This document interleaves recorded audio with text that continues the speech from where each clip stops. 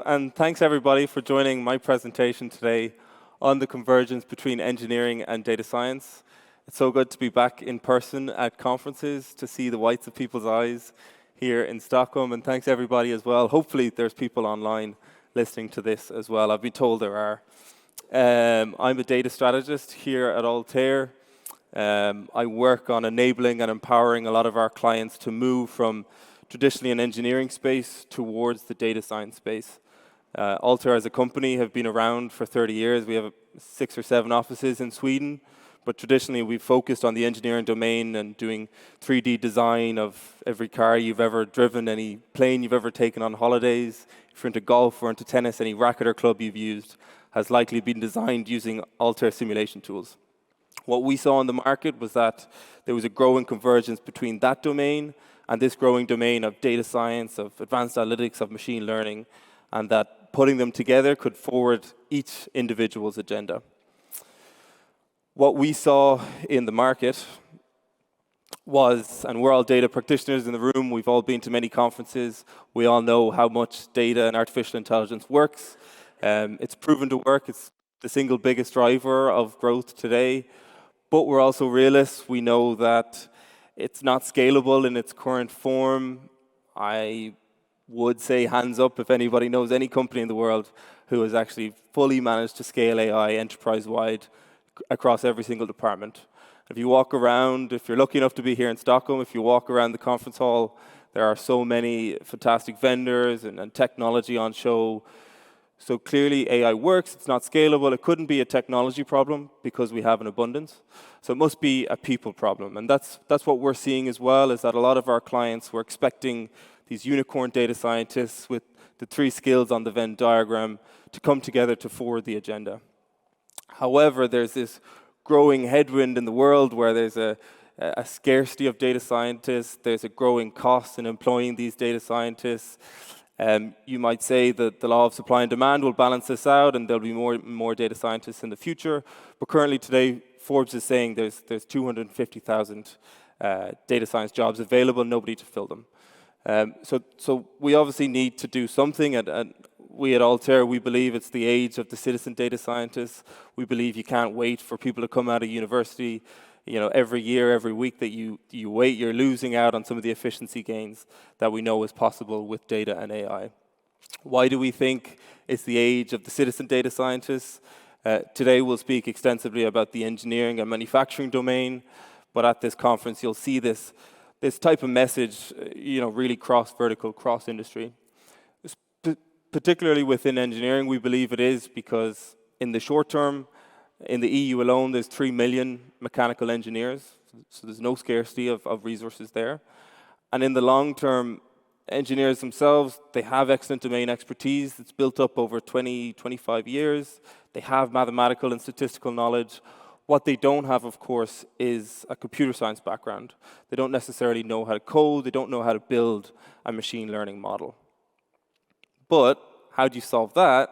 Is, of course, through practical AI and low-code to no-code solutions. This is a growing industry. There are many different solution vendors in today.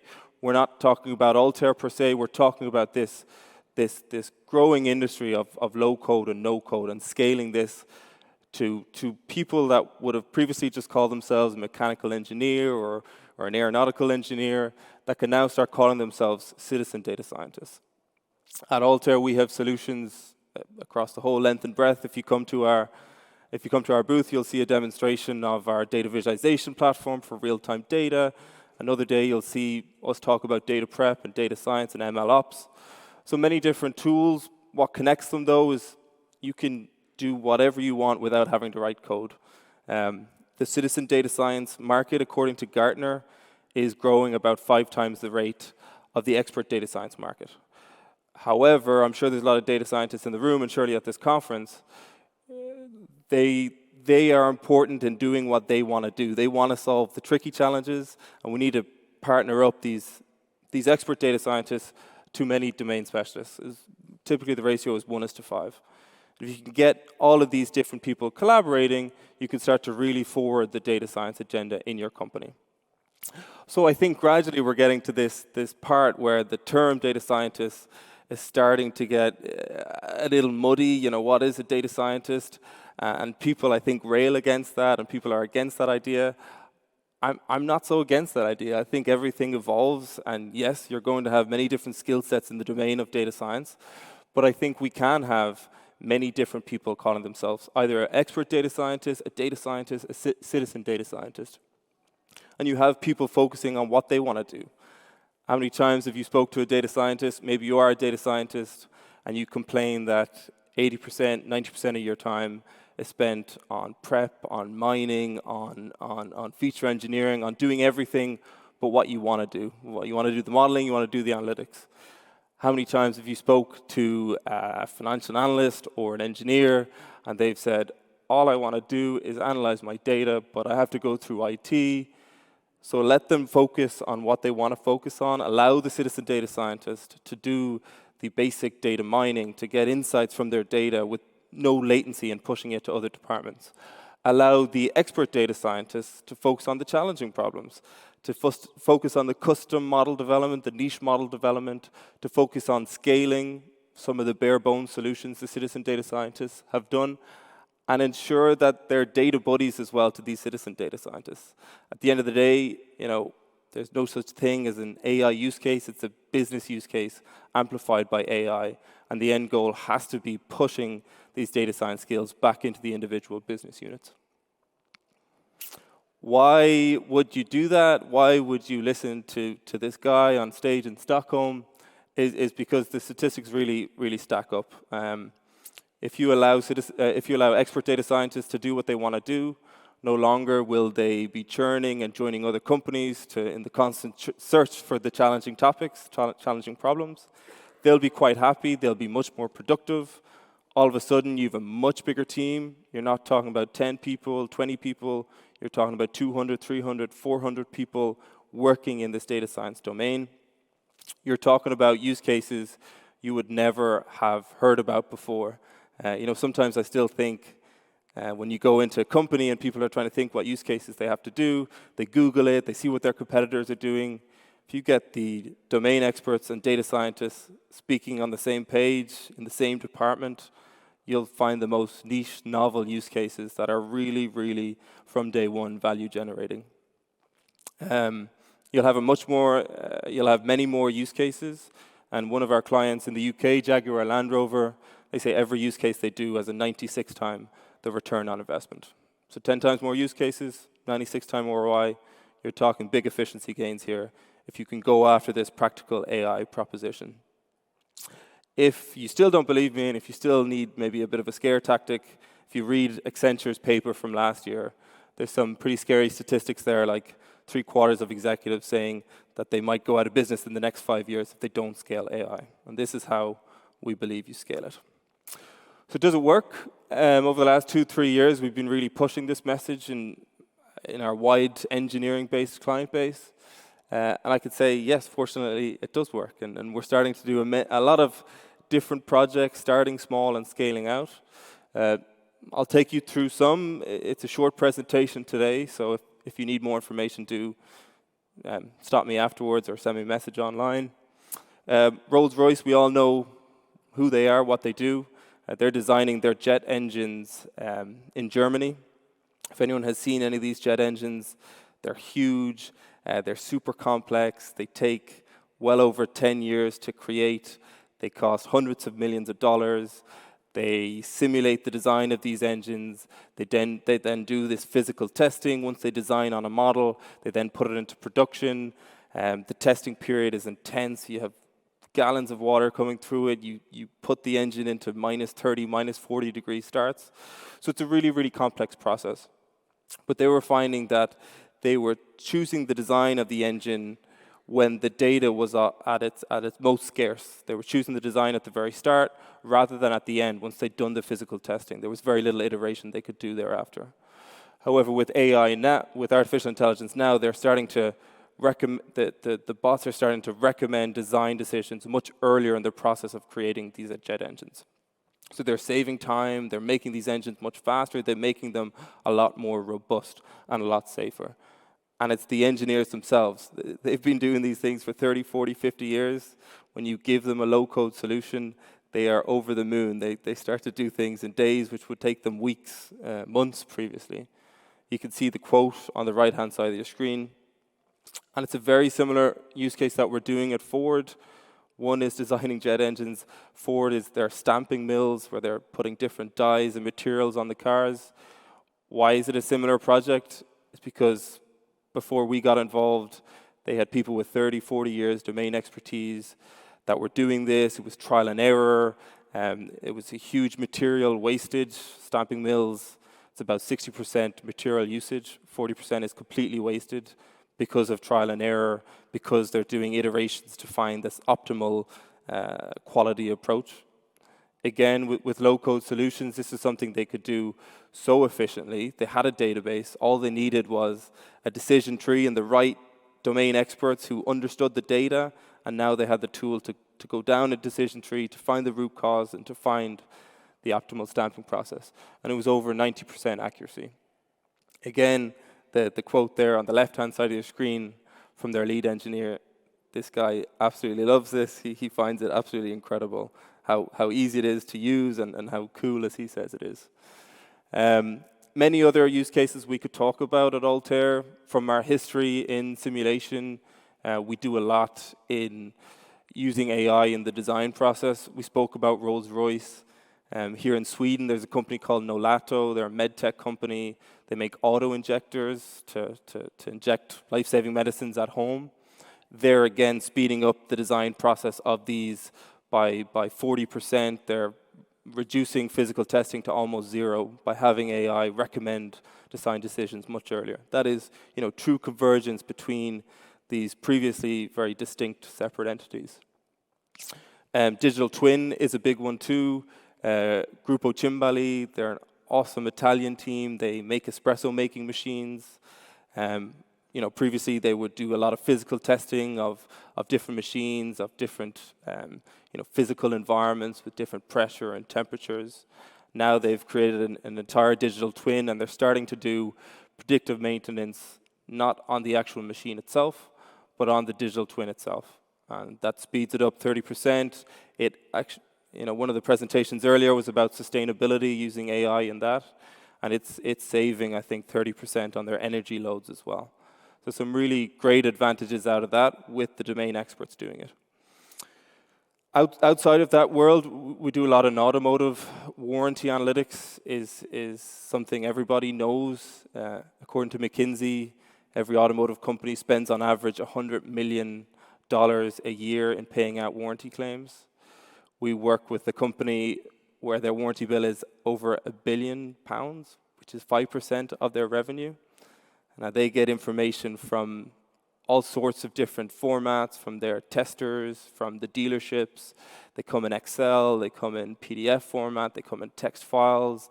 There's really awkward text verbatim. There's no standardization whatsoever.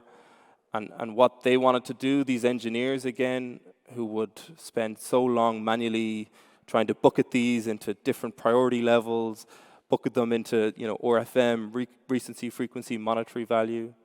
Now with data prep, with feature engineering, and gradually machine learning, they can start to classify these models. They can start to reduce the time it takes them. They can gradually start to reduce that pretty whopping warranty bill. Another thing we do a lot in, and if you check out the booth, I mentioned it, telemetry visualization.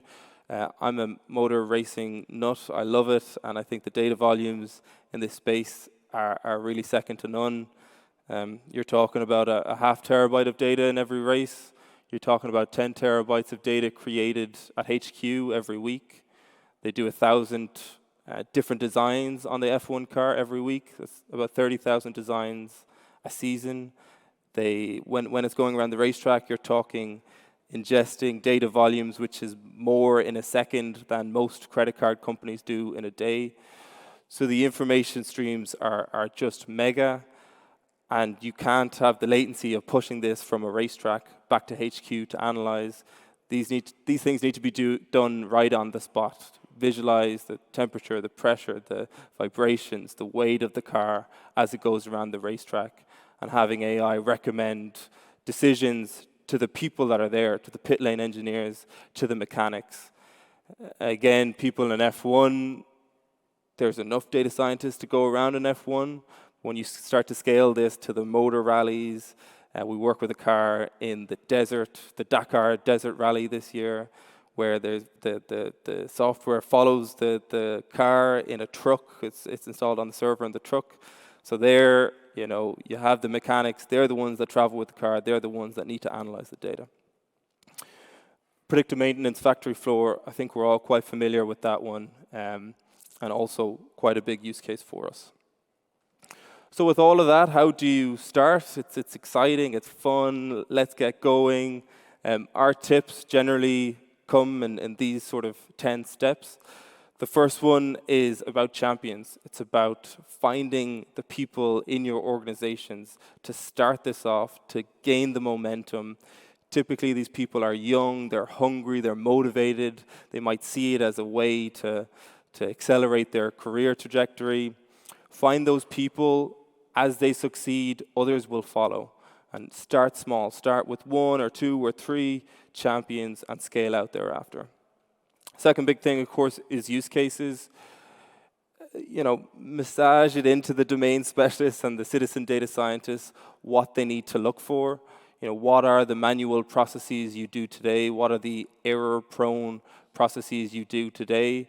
And filter it down to, as I said, start small. Find a use case which is of high enough value that your company will invest. Find a use case that's feasible enough that you can do in 2 weeks, not 2 years. Sort of, start small and start to scale that way. The third thing is expectations. Oftentimes people try to build AI like building a house from the roof down. They start to do all the modeling first and, of course, forget about all the steps before that. Where I see AI fail, and Gartner said actually 1 in 5 AI projects today fail, which is a pretty shocking statistic. Where I generally find them fail is when expectations aren't set out in advance. So that is something you need to do with senior management, with your employees, to find valid goals, I think, for these projects. Next thing is education, training, coaching. Gartner says the data literacy coach is one of the biggest titles that you should employ in the next year. I completely agree. I think in the short term, this sort of training needs to be done in the organization level, but in the medium term, it should be down to governments, to education institutions, to start to embed this in the learning cycles from day one.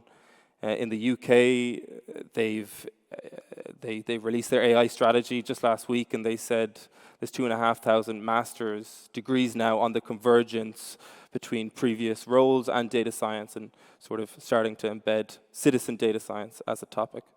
So I think that's really important in the longer term. And number 5 is technology. For all the reasons I mentioned, I think low code is the way to go. You see the statistic from Gartner on the right, talking about by 2024, over 65% of development activity will be low code. So it's enormous, and each company will have 3/4, or at least 4 low code development tools. 6 is scale fast, trial and error, nail it, then scale it. Nothing's good in a pilot environment. 7 is culture. Have a data science community, do movies, do storytelling. DNB Bank in Norway do this on a weekly basis, hackathons, get people engaged. Communication, anytime you have success, push it out. Your internal communication network should be your best friends. They're the ones that can help you scale it. Also externally, be in the media, talk about what you're doing. 9 is leadership, and 10 is sort of evolving your structure, evolving your vision. You need to have a dot in the horizon that you can go back to every now and then. H&M had a 2025 strategic vision, but they achieved that in little use cases by use case by use case. Start small and scale fast. So that, in a brief 20-minute slot, is what we at Altair believe is the future of the industry. This is our vision, converging engineering and data science. In the short term, out of a scarcity in resources. In the long term, as these are the people with the domain knowledge. Work them together, get them collaborative, and you'll see the value that McKinsey and Gartner and Capgemini promise in this sector. Thanks again for joining. My name is Sean Lang, and check out my podcast, Future Says. And that's 20 minutes.